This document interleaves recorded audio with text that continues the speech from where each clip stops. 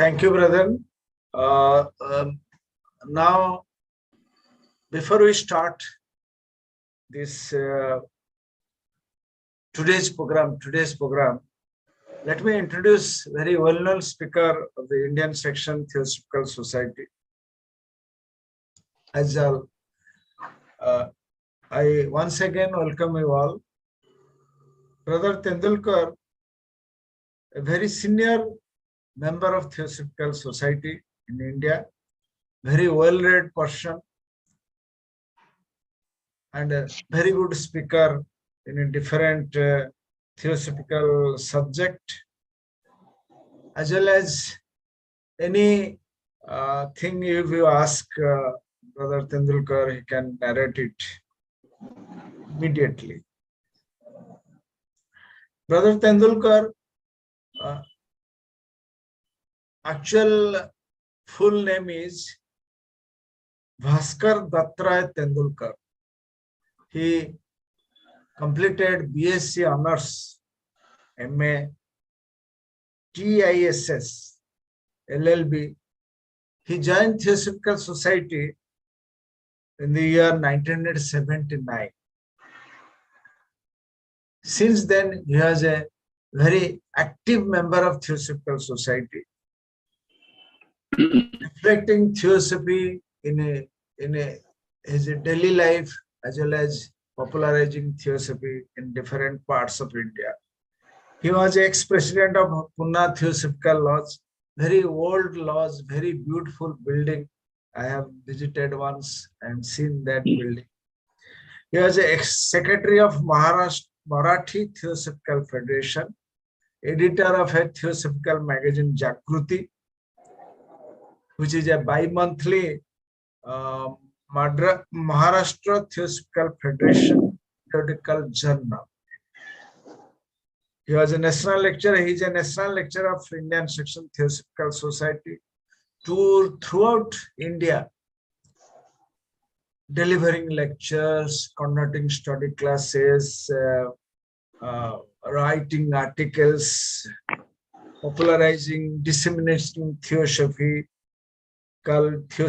teachings to the understanding of the common man. And as he was in service, doing some kind of managing industries, etc. So he is always very helpful to the students, to the management persons, to get guidance from him. So it is a short introduction of Brother Tendulkar. As usual, we are going through Mahatma letter, big volume. But due to Easter conference, which is coming on 15th, 16th, 17th of this month, and Sister Vibhaji, she is going to take a very important letter number 18th on actually on 22nd. So these 2 days, we think a very small pamphlet, the Mahajan's letter. Now it is also in the letters from the masters of series, first letter. Now it is also coming up in our big chronological book, page 477, appendix 2. In this letter, is in this it is mentioned. And Mahajan, in fact, he given some idea to Master Cage about the importance, about the activities of Theosophical Society. And this letter is pregnant with very, very important points for the members of Theosophical Society to ponder over. The most challenging sentence is to disseminate Theosophy, utilizing best means, then so also now. Then the Theosophical Society is the cornerstone of the future religions. There. Let us listen from Brother Tendulkarji and he also collected some points which Sister Vibhaji prepare PPT on the basis of this point, and I will present it for Brother Tendulkarji. Now I welcome Brother Tendulkarji to start your presentation. Thank you, brother. Thank you, Brother Pradeep ji, for your very kind introduction. Thank you, sir. And I also thank the Indian section for giving me this opportunity to express my views on the letters from the Masters of Wisdom. These letters are compiled by Brother Janaraj Das. And I am going to deal with the first letter from the first series of the first section. The letter is from, as Brother Pradeep ji has already explained, from the Mahachohan. Actually, this is not a letter from Mahachohan, but it is the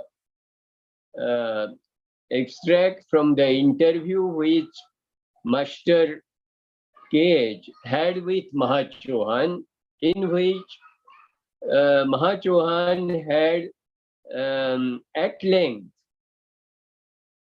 explained what is expected from the Theosophical Society. What was the purpose of establishing this organization at that particular time in 1875? In fact, this letter, as Janaraj Das has said, is like a charter for the work and development of the Theosophical Society throughout the ages. He has mentioned as throughout the ages, which means its importance is not just contemporary for the time when it was written, but it is a letter which forms perhaps the outline or framework within which the Theosophical Society will operate for ages to come. It is necessary for us to understand the background on which this letter has been sent by Master K.H. to A.P. Senate in 1881. As you know, these two gentlemen, A.O. Hume and A.P. Senate, were both extremely interested in getting teachings from masters directly. They were both very high intellectuals and probably represented the cream of the Western culture during that period.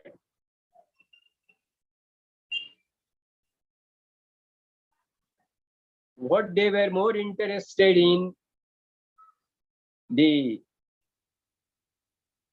their progress in spirituality and embracing the Western population, Western world, particularly Europe and England. with these extraordinary powers which the masters possessed, which was evident from various phenomena performed by HPB under the guidance of the masters, and sometimes performed by masters themselves. And therefore, they were keen to receive teachings from them. But the problem with the masters was that these gentlemen were really not ready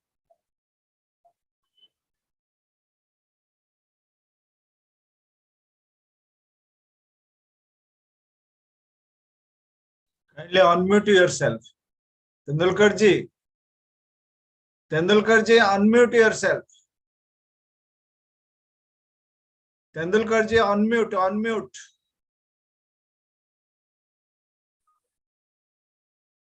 Hello. Tendulkar ji, unmute yourself. Oh, yes. Hello? Yes, now just repeat 1-2 sentences back.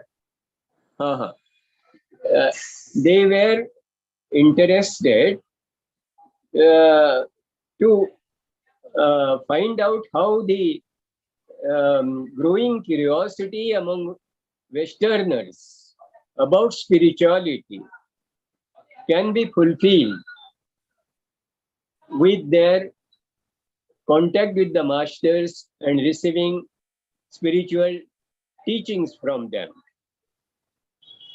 But the concern of the masters was totally different. Masters wanted to use these gentlemen for making theosophy popular to the Western world through them. And what was theosophy for them? Theosophy was theosophia, that is divine wisdom. And this wisdom was for building of universal brotherhood.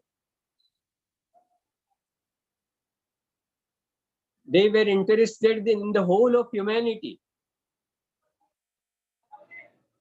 They were troubled by the struggle for life which was going on, which was resulting into the suffering and misery for the humanity as a whole. And their concern was to make people aware of this wisdom which they possessed. And they were quite sure that if people understand it, they will be really able to get rid of the struggle for life through which they were passing. Their concern was there was growing materialism. The people were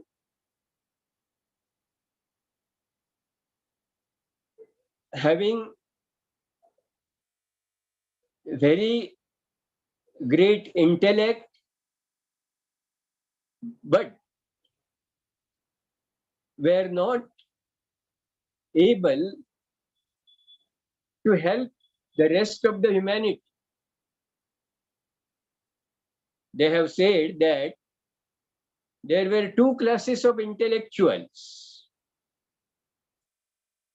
Some were under the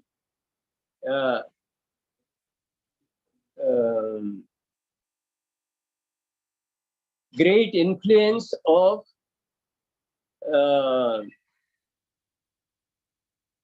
intellect for their material development, and others were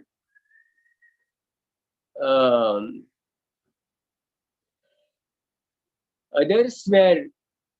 uh, consciously subjugating their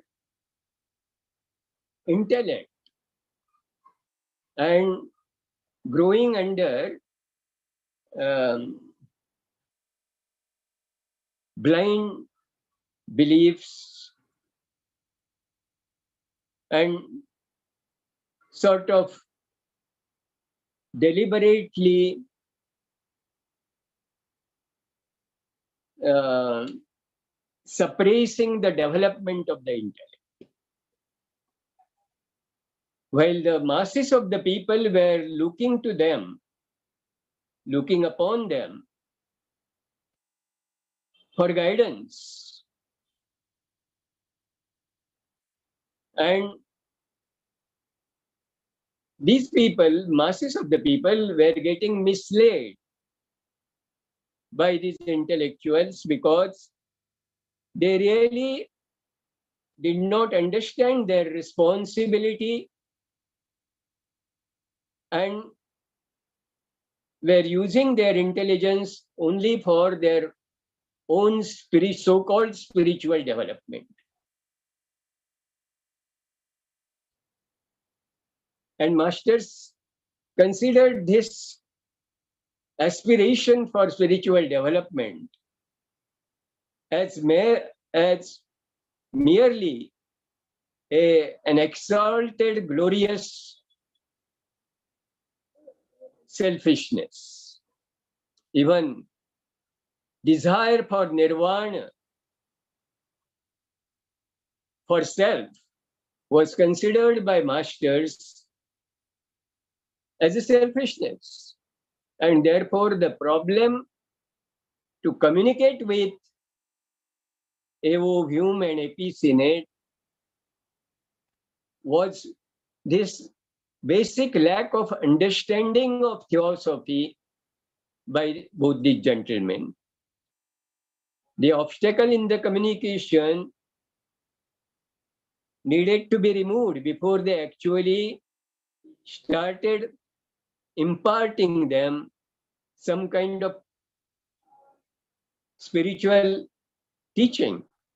Both of them were uninitiated, and there were a lot of restrictions, limitations, obstacles in communicating occult truths to the uninitiated ones.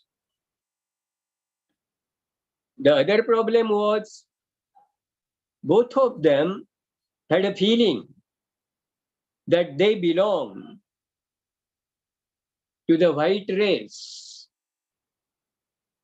which was considered to be superior to the darker Aryans. That was the impression which both of them carried, and therefore considered Aryans as underdeveloped or undeveloped, primitive, uncivilized, and incapable of perhaps understanding the Western culture, Western etiquettes, manners, and all that. And this was not only about the Aryans in general, same type of feeling they carried about the masters also, who belonged to the same Aryan race. They felt that masters were not really capable of understanding the Western culture, Western mind, Western civilization, which they felt they knew much better. And therefore, while they were keen to receive teachings from the masters, at the same time, they were trying to teach the masters on the understanding that they know better.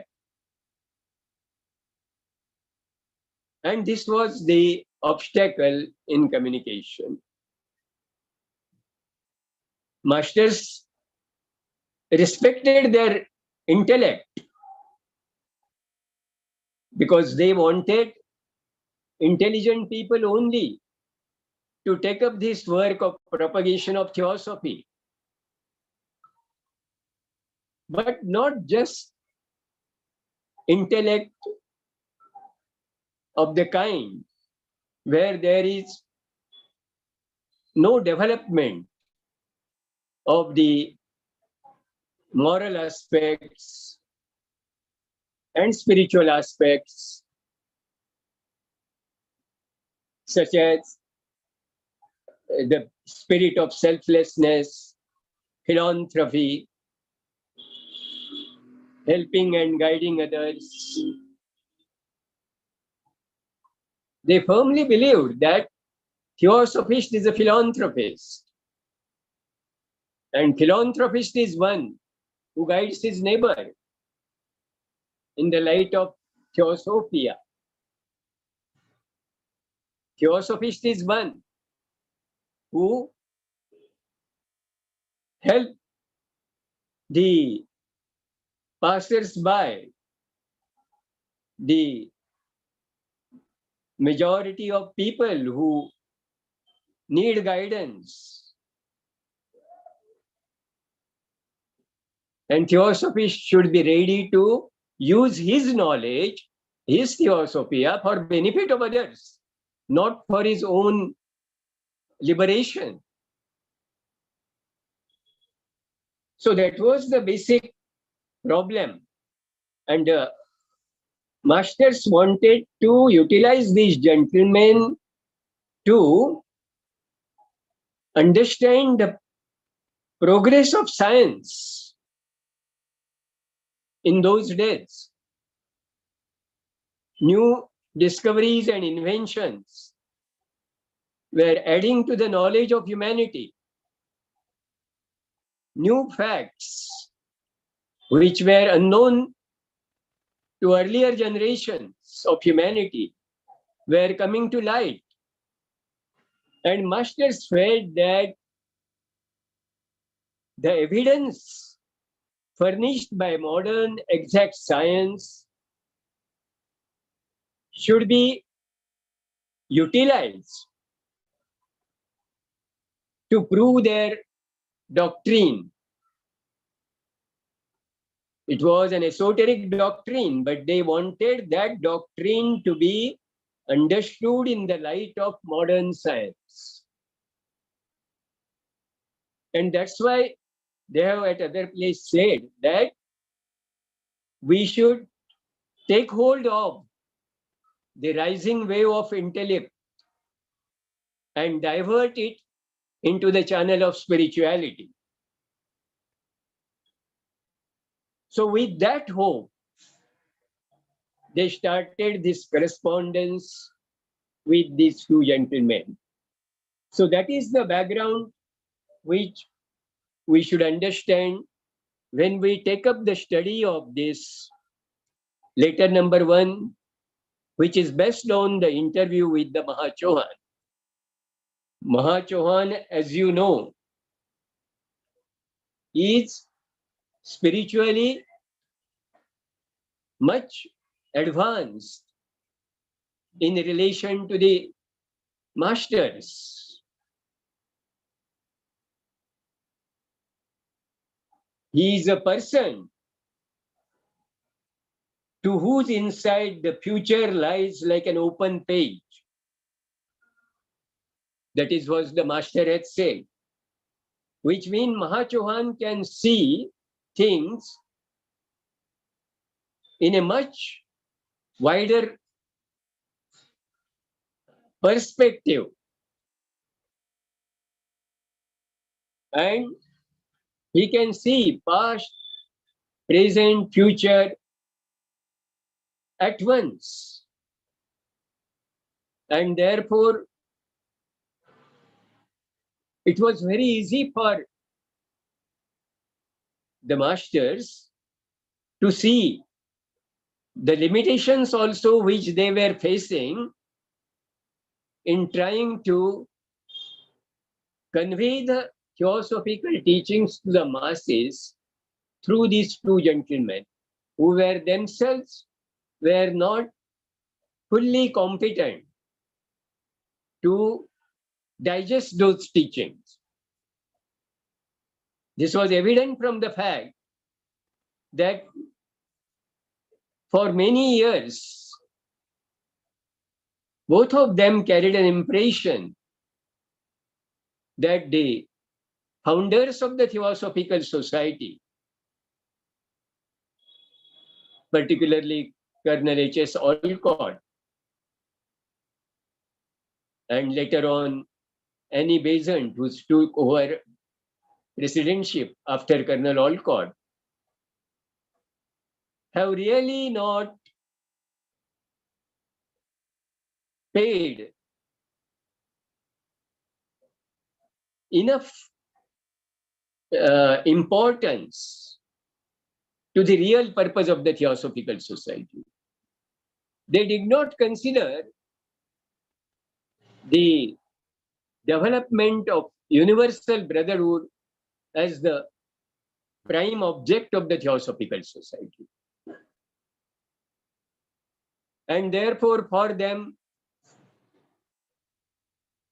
Theosophical Society was like an school imparting occult training.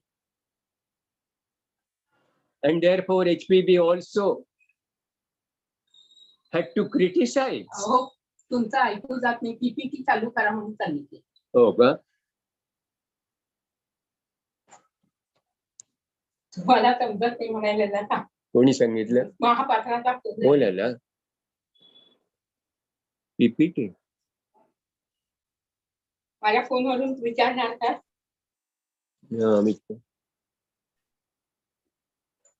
I am starting PPT. You just watch it. Hello. Hello, sir. Hello, Pradeep ji.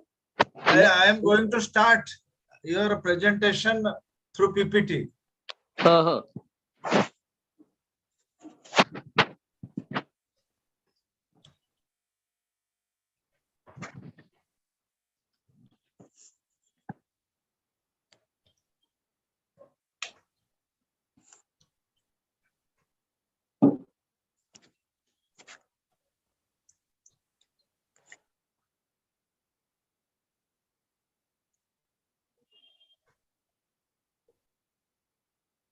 Yes, sir. Start.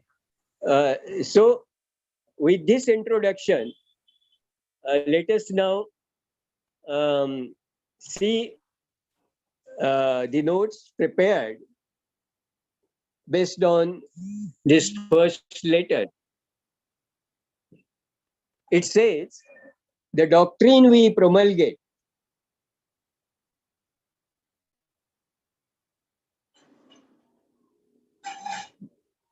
being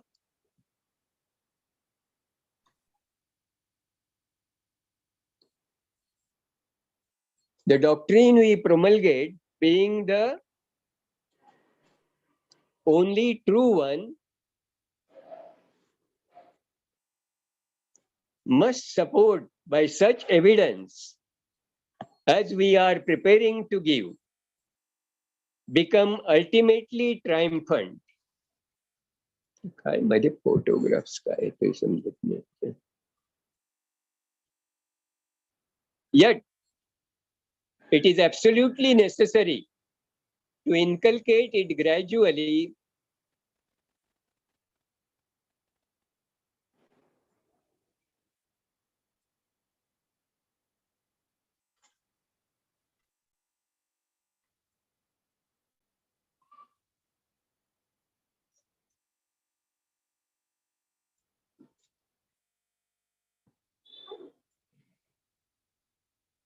enforcing its theories, unimpeachable facts for those who know, with direct inferences deducted from and corroborated by the evidence furnished by modern exact science. Here we can see the importance which the masters give to the discoveries and inventions of modern exact science, and that expect us to pursue the study of the truths which they have disclosed in the light of modern science. We have to use the evidence furnished by the modern science to corroborate what we find in the ancient wisdom. That will help us understand things not just intuitively, but also intellectually. Because generally, otherwise, our understanding is subjective. But science believes in objective methods of investigation. And as man develops his intellect, he relies more and more on objective things. Therefore, to convince intellectual class about theosophical or occult truths, we can rely on the scientific knowledge, not just metaphysics, but concrete material science, and see how it corroborates with the occult truths. For our doctrines to practically react on the so-called moral code or the ideas of truthfulness, purity, self-denial, charity, etc., we have to preach and popularize a knowledge of theosophy. So here we can clearly see the emphasis of the masters on these teachings to reflect on the moral code, the ideas of morality regarding truthfulness, purity, self-denial, charity, etc. So it is not just speaking about occultism or performing phenomena and popularizing philosophy just to satisfy the curiosity, but it must reflect on the moral code, the ideas of morality, ethics of the humanity. So there has to be a change at practical level, transforming the humanity as a whole. The two classes of intellect, which they have pointed out earlier, are going to two extremes. There are people who are either led by the blind beliefs or those who are extremely materialistic. And in between, the truth has no place. And therefore, they want science to be used not just for material development, but more for removing this poverty of the heart with which the people are suffering. Not just the material poverty, but emotional and moral poverty from which the humanity suffers. Next. Pradeep ji, next slide.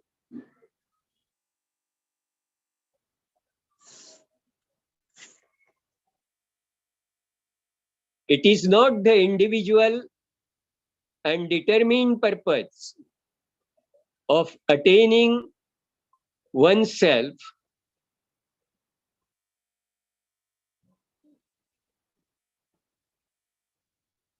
nirvana, culmination of all knowledge and absolute wisdom, which is, after all, only an exalted and glorious selfishness.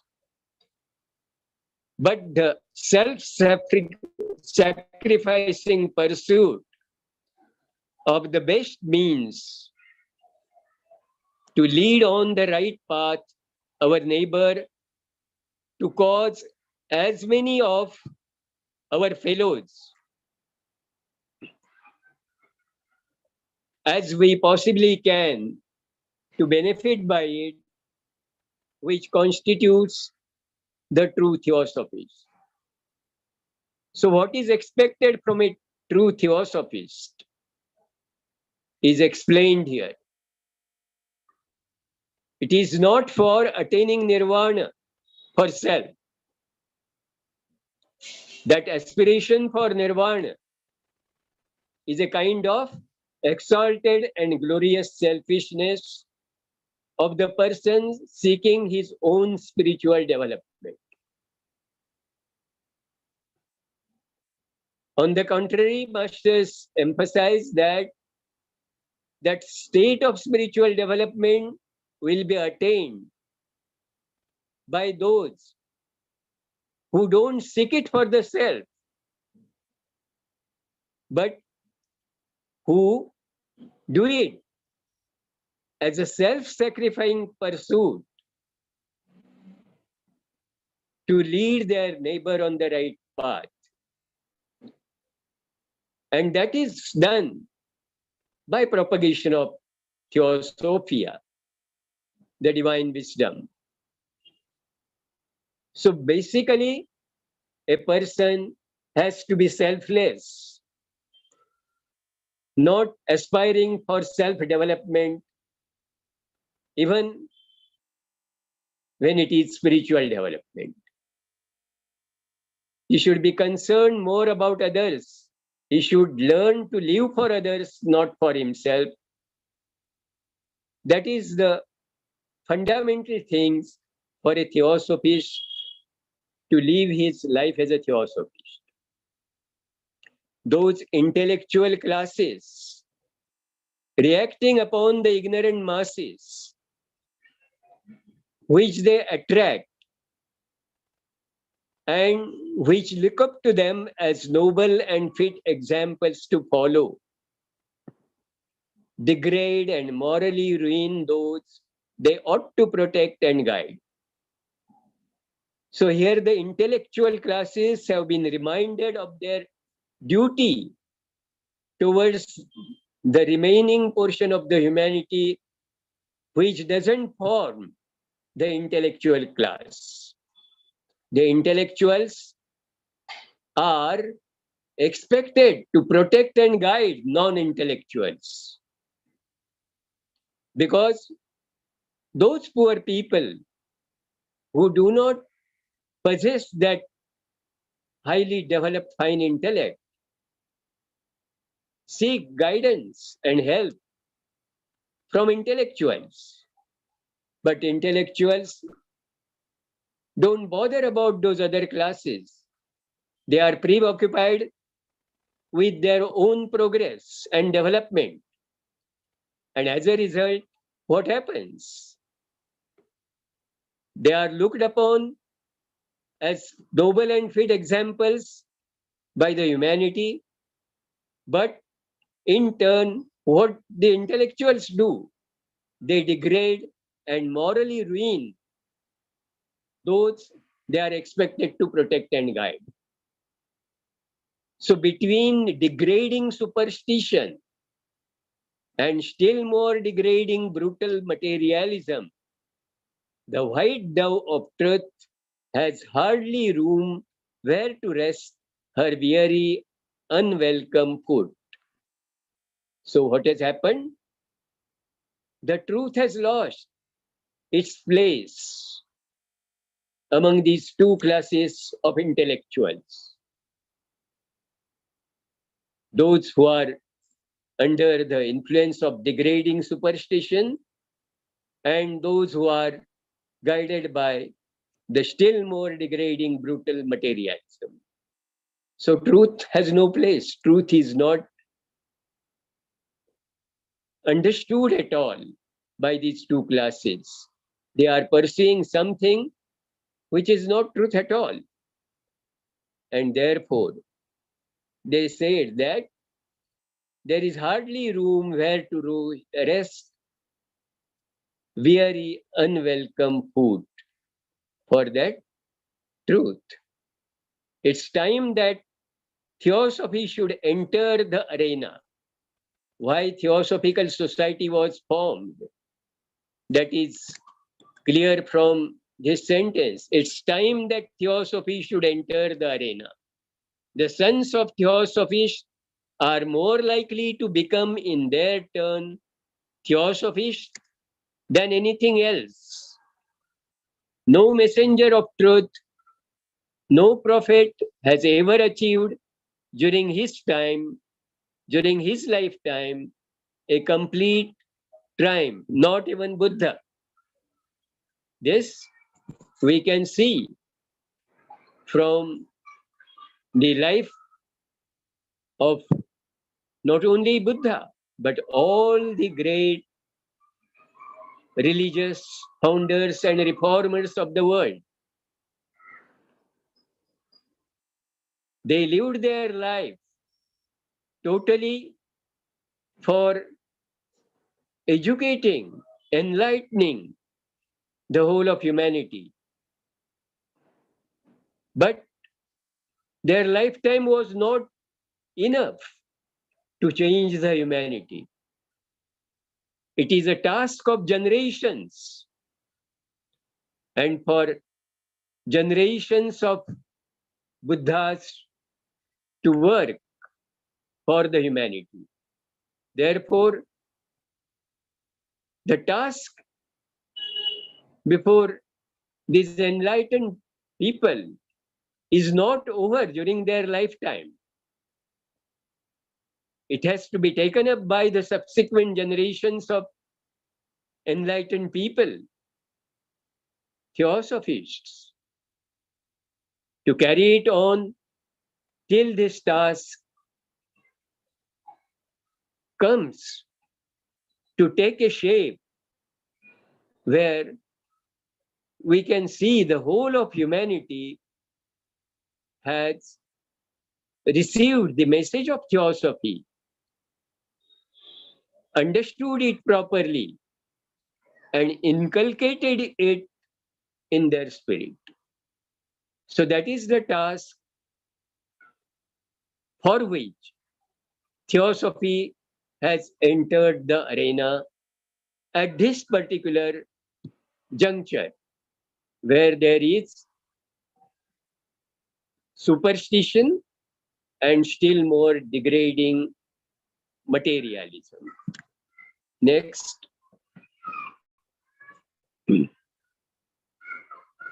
Next, already done. Okay. So The Theosophical Society. the Theosophical Society was chosen as the cornerstone, the foundation of future religion of humanity. So here the task before the Theosophical Society is made distinctly clear. Theosophical Society is not an end in itself. Theosophical Society is the cornerstone the foundation of the future religion of humanity. Why this is so? Because at other place, masters have said, the past religions and the existing religions have failed to perform this role, which Theosophical society is expected to fulfill.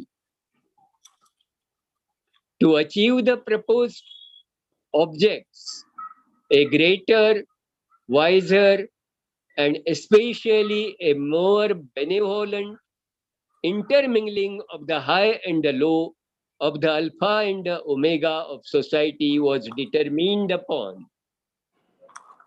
So this is what is expected through the Theosophical society to be achieved over a period of time. The mixing or mingling of the high and the low. We have seen that after the foundation of the Theosophical society, there has been a change in the world thinking. It has been followed by the French Revolution. It has been followed by the development of the movements of democracy and socialism, communism, and so many other things.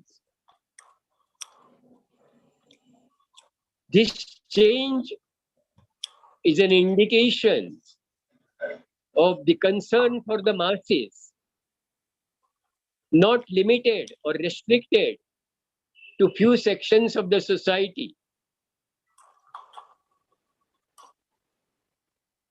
And at the same time, what these new institutions served is the purpose of mainly the material progress. Theosophy has to take care of the other aspects of human development, the moral, ethical, and spiritual development. And for that, the privileged classes have to take care of those who are unprivileged. Haves have to take care of have-nots. And for that, the intermingling of the high and the low is necessary. Haves have to understand their duties and responsibilities towards have-nots. It is a relationship between the elder brother and the younger brother. Even amongst the humanity. And the purpose of Theosophy is to develop this kind of brotherhood, where those who are privileged recognize their duties and responsibilities towards those who don't have those privileges, who don't have those opportunities of development and progress, not only material, but the moral and spiritual. So the propagation of Theosophy is aimed at that kind of progress. The white race must be the first to stretch out the hand of fellowship to the dark nation.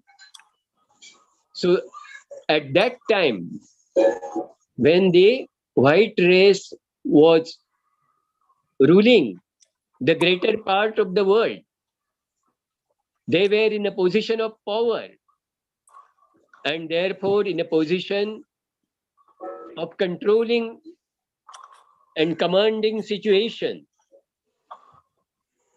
They were the rulers while the rest of the humanity was ruled by them. But the rulers ruled for their own advantage and not for the benefit of those who were ruled. So it was a task before the Theosophical Society to educate those rulers and to motivate them, to remind them of their responsibilities towards the ruled, towards those who were not in those controlling and commanding positions where they can take care of their own progress. The white race must be the first to stretch out the hand of fellowship. This development of fellowship was expected, and that was what was expected even from the representatives of that white race. Here, particularly, AO Hume and AP Senate, they were expected to stretch out their hand of fellowship to the dark ones, to call the poor, despised nigger brother. This prospect may not smile to all. He is no theosophist who object to this principle. And in fact, A.O. Hume had objected to this principle itself. He was unable to have that right perception. He considered Colonel Olcott as not doing theosophical work when he was doing the work of revival of Buddhism in Ceylon.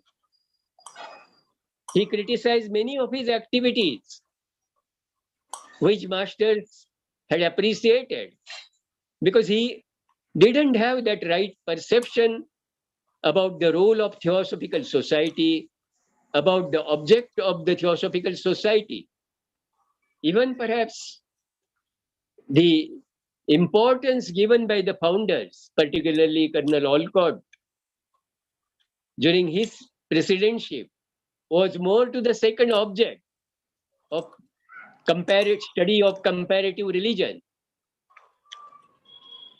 And the other two aspects were not given equal weightage while promoting the movement of theosophy, theosophical movement throughout the world.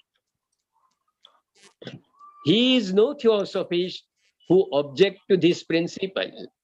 So, brotherhood is the basic, fundamental, perhaps the only principle which no theosophist can object. If he has understood theosophy, he has to promote that brotherhood on a universal basis. How is the combative natural instinct of man to be restrained from inflicting hitherto unheard of cruelties and enormities, tyranny, injustice, etc.? Here is the question of dealing with this combative natural instinct of man, which has become more and more combative with development of material science on one hand and development of superstition on the other hand. It is inflicting cruelties and enormities, tyranny and injustice on the humanity. And this is done by those who are in a position to rule others, who were expected to protect, guide, and do beneficent act for the rest of humanity. If not through the soothing influence of a brotherhood, this could have been done only through the soothing effect of brotherhood. And that main point was missed by A.O. Hume to a very great extent. And that's why ultimately the correspondence between him and the masters came to an end. So there is the need of practical application of Buddha's esoteric doctrine. Buddha's esoteric doctrine, even study of the exoteric religion of Buddhism. If the superstition which entered into it, it's subtracted. If Buddhism is stripped of, esoteric Buddhism is stripped of those superstitions, then it will lead to esoteric religion. That is what the masters have said. And that's why they greatly encouraged Colonel Olcott's activity in Ceylon of reviving the Buddhism, that spirit of Buddha. So we will stop here. We'll stop here, okay? Yes. So I conclude here. So next week we will start again from here. Yes, to yes. complete here. Okay, sir. Okay. Now Thank you, I request Sister Minakhi to translate whatever given said by the नमस्ते, सभी को नमस्ते. Thank you brother Tendulkar ji. Thank you. आज हम letters from the masters of the wisdom series 1 के letter 1 ले रहे हैं. यह महा चौहान के वक्तव्य है.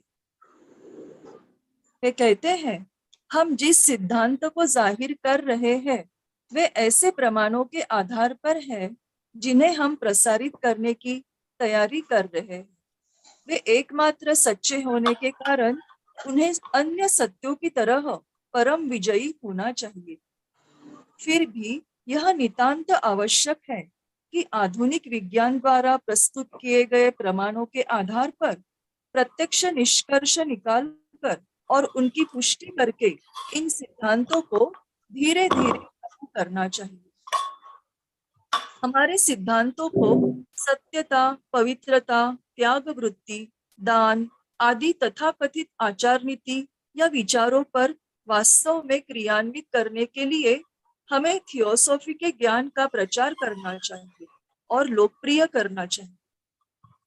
सच्चा थियोसॉफिस्ट वह नहीं जो दृढ़ निश्चय से व्यक्तिगत निर्वाण यानी सभी ज्ञान और परमोच्च प्रज्ञता का चरम बिंदु इसकी प्राप्ति करता हूँ, जो आखिरकार केवल उच्च और गौरवशाली स्वार्थ है. वह तो स्व परित्याग के माध्यम से अपने पड़ोसी को सही मार्ग दिखाने का जितना संभव हो सके उतना अनेक साथी सहचरों को लाभान्वित करने का प्रयास करता है.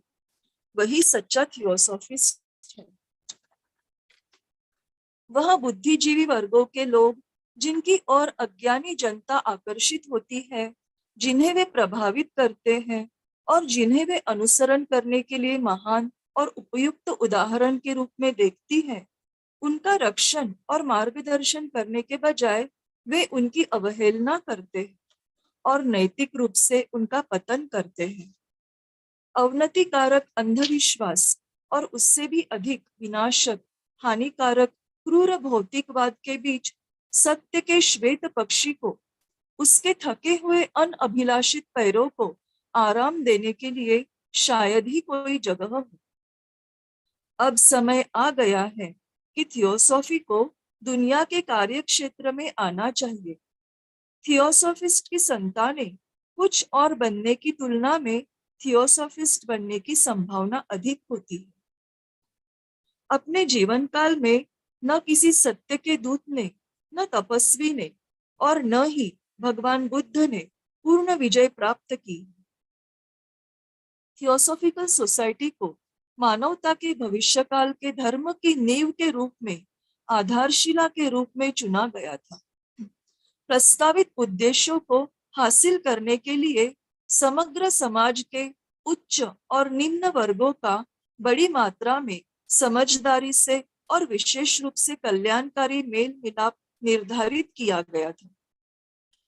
निगर कहे जाने वाले गरीब तिरस्कृतों को बंधु कहने के लिए गोरे राष्ट्रों ने अश्वेत राष्ट्रों की तरफ मैत्री का हाथ बढ़ाने की पहल करनी चाहिए. यह दृष्टिकोण सभी को शायद रोचक नहीं होगा. वह कोई थियोसॉफिस्ट नहीं है जो इस सिद्धांत का विरोध करता है, यदि बुद्ध के गूढ़ सिद्धांतों के व्यवहारात्मक प्रयोग से और बंधु भाव के शांतिदायक प्रभाव से नहीं, तो मनुष्य की स्वाभाविक जुझारू प्रवृत्ति को भड़काने से कैसे रोका जा सकता है, जो अभी तक क्रूरता से और दुष्टता से, अत्याचार, अन्याय इत्यादि से अनजान है। Thank you.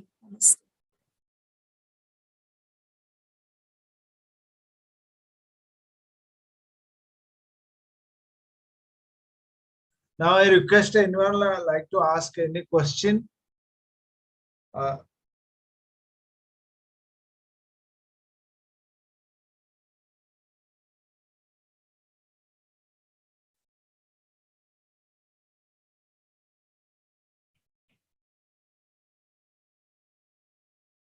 So Tendulkar ji, we will discuss and question answer session in the next week. On 8th we will do that. So we will close, and now I request Mithalini ji to sing the closing prayer. Namaste, sir. Namaste to all. Namaste.